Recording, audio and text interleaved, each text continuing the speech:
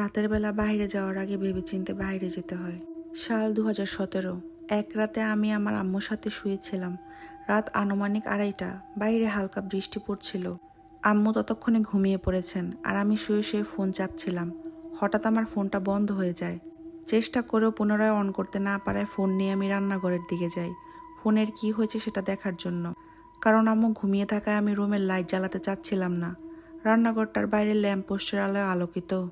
খোলা জানালা দিয়ে বাইরে শুনশান নীরবতার হালকা বৃষ্টি ভালোভাবে দেখা যাচ্ছিল। আমি জানালার পাশে দাঁড়িয়ে ফোনটা দেখছিলাম। এমন সময় হঠাৎ মনে হলো আমার পিছনে রান্নাঘরের দরজায় কেউ টোকা দিয়ে সরে গেল। আমি পিছনে তাকিয়ে দেখলাম কেউ নেই। মনের ভুল ভেবে আমি আমার কাজ করতে লাগলাম।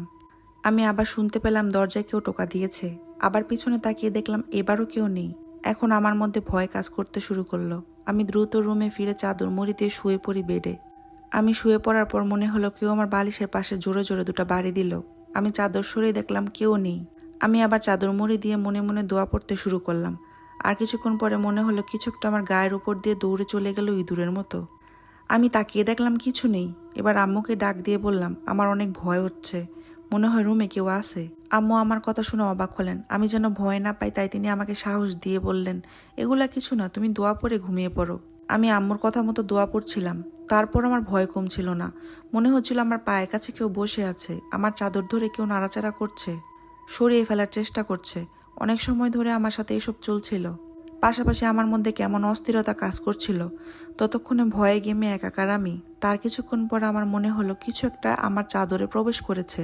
সেই অদ্ভুত বস্তুর শরীরের তাপে আমার পা দুটো আগুনের মতো গরম হতে শুরু করলো। তারপর সেটা ধীরে ধীরে আমার শরীরের উপরে উঠতে লাগলো। যখন আমার বুক পর্যন্ত গরম হয়ে গেল আমি তখন লাফ দিয়ে উঠে বসি আর আম্মুকে বললাম লাইট জ্বালানোর জন্য। আম্মু লাইট জ্বালানোর পর আমি বিছানা থেকে উঠে পানি খেতে গেলাম। পানি খাওয়া মাত্র আমি চিৎকার দিয়ে বিছানায় পড়ে কান্না করতে শুরু করলাম। কেন কান্না করছিলাম আমি নিজেও জানি না। শুধু তাই নয়, আমি কান্নার সাথে সাথে বিছানার উপর গড়াগড়ি করতে লাগলাম। আমার হাত পা সব বাঁকা হয়ে যাচ্ছিল। আমার আব্বু আম্মু আমার ভাই কেউ আমাকে ধরে রাখতে পারছিল না। তাদের থেকে জানতে পারি সে সময় আমার গায়ে অদ্ভুত শক্তি এসে গেছিল। তারপর আমার আব্বু আম্মু আমার কয়েকজন আত্মীয়কে ডেকে নিয়ে আসেন, কারণ তারা কেউ আমার সাথে পেরে উঠতে পারছিল না।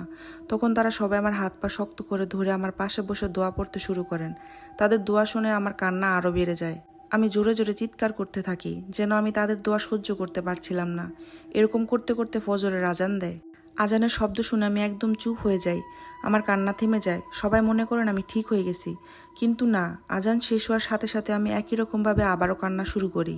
তখন আমার এক মামি বুঝতে পারেন আমার আচরণ স্বাভাবিক অসুস্থতা না।